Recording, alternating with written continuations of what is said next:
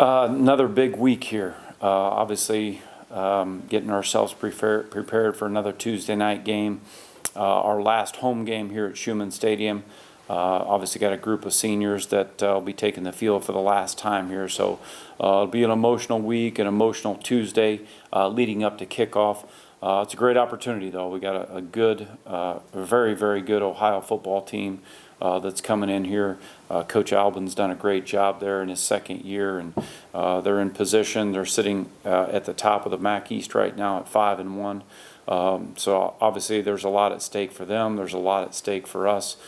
Give them credit. You know, they're one of the hottest teams. They are the hottest team in the conference right now, having won 5 straight games. So when you turn the tape on, certainly you see their consistency that they play with week in, week out.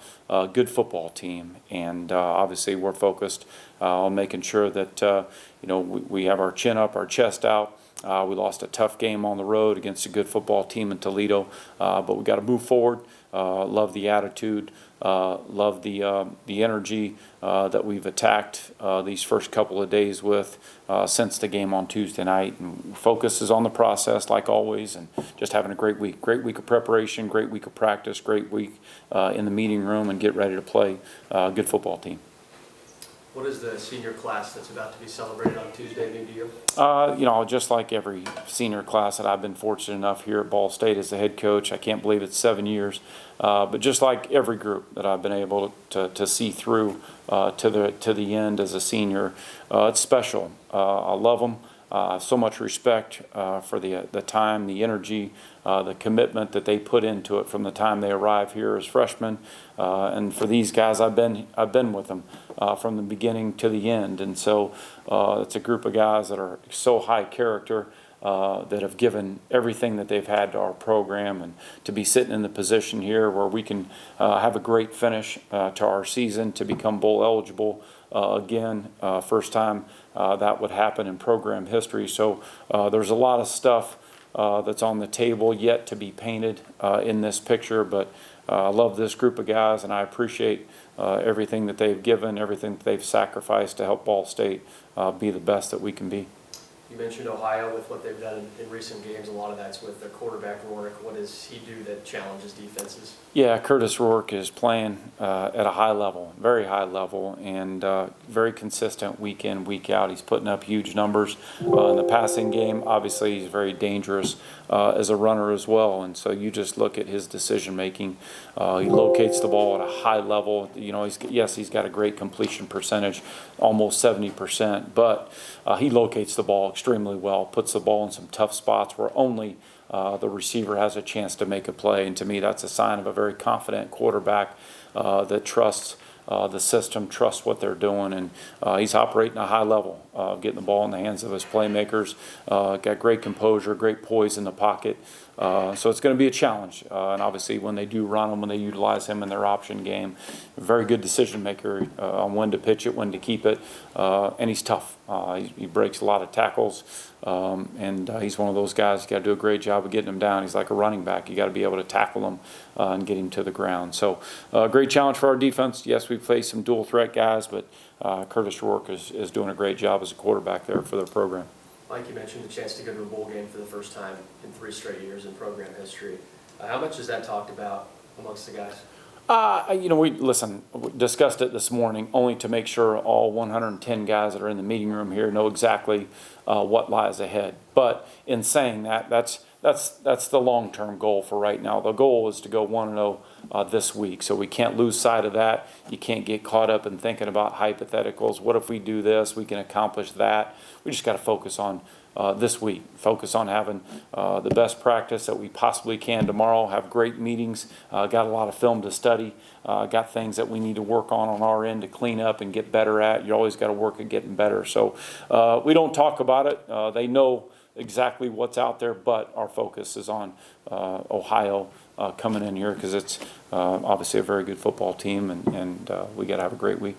You talk about cleaning some things up from Toledo. What are those things? Obviously we got to make a few plays in the passing game. We weren't able to get that done the other night to be able to complement what we were doing in the running game and what Carson has been doing such a great job of. So nothing that you need to change holistically. We just need to go back and make sure that we're taking advantage of the opportunities when we have them. Guys need, when they have a chance to make a play on a 50-50 ball or have a chance to make a play in tight coverage, that we just got to keep, instilling the confidence in those guys so they believe that they can go make that play. And so we can get that done. Obviously, go back out here and compete against each other at a high level on the practice field. And when we have a chance the next time, go make a play. Thanks, Mike. Thank you. Coach, what is, in watching the film, what does Ohio do well that stands out to you? Coach Albin's been there for quite a few years as an assistant. When Coach Solich was there, they had an unbelievable run in terms of how consistent they were year in, year out. The offensive system has been in place. And so when you see Curtis, a lot of times you feel like you're just looking at his brother, who we played against his brother the last time that we played Ohio. So he's operating their system at a high level. And again, I already touched on how well he locates the ball. But they're a team that's got a great balance. They can run it, they can throw it, and they're doing it at a high level. So, we got to play great team defense. They force you to defend the whole field, and their guys do a great job of making plays. And it's going to be a great challenge. You've touched on this a few times. What's it like playing meaningful games in November, such as what's on the line? Yeah, you work hard as a program. This is a great conference. We've played 6 MAC games so far this year, and every one of them has been a one-possession game. It's a tremendous conference. Every week something can change with the standings. I give, obviously Coach Alvin in Ohio, much like we were, they were picked near the bottom in the preseason. In the East, we're picked in the bottom in the West. And so to see what they've been able to do and to be 5-1 at this point in the season is a credit to him, credit to his staff, credit to their football team.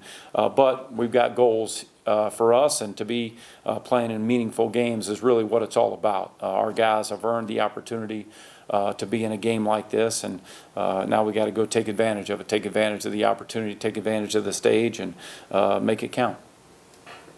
Are there any questions on Zoom? All right, thank you, Coach. All right, thank you.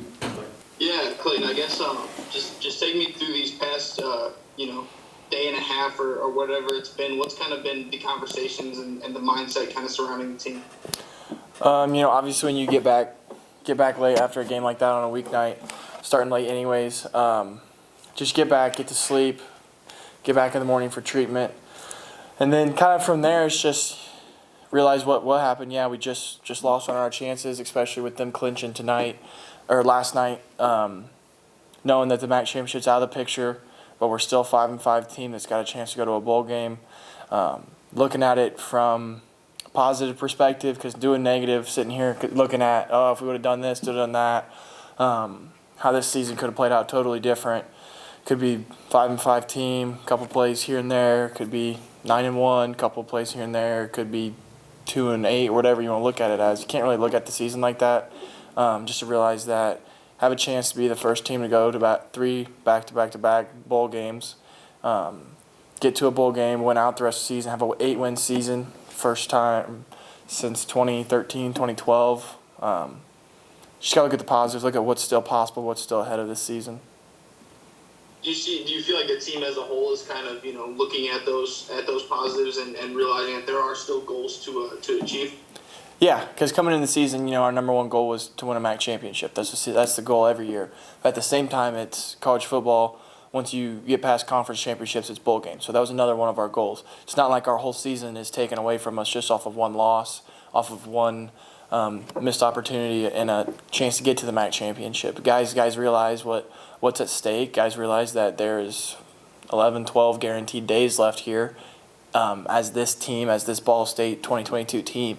So if we don't take care of business on senior night and don't take care of business at our rival at Miami, Ohio, then yeah, we will go home before Thanksgiving. And that's a realization that, I don't think guys looked at it like that, because we really thought we were going to go in there and win that game and on our way to a MAC championship.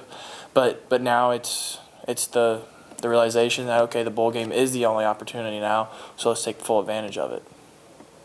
And obviously last year, I compared, the Toledo game kind of to the Northern Illinois game last year, where the mindset was kind of the same. How did you guys last year, kind of reset, refocus, and get to a bowl game, and what kind of lessons can you learn from last year to use this year, I guess? Let's not leave it to the last game of the season to get to a bowl game. I think being a part of that team, I'll be honest and say that we probably didn't handle that NIU loss the best way, because we came in here and let a Central team really give it to us, especially defensively in the run game, and just couldn't capitalize and win that game last year. But this is a different team. It's a different mindset. So I mean, you don't want to sit here and let history repeat itself, but at the same time, this is a different team. So let's just go out there and be us. Let's turn this week around, and let's go have a great night on senior night, and let's not leave it till a Tuesday night in Miami, Ohio for us to get bowl eligibility. That's all I got. Thank you. Thank you. Clayton, when you look at Ohio coming up with Rourke at quarterback, what are some things that he does that will challenge the defense? I think he's a very efficient passer. I think he's a very efficient quarterback. He runs their offense well. That offense has been in place since mid-2000s with that head coach that left just 2020.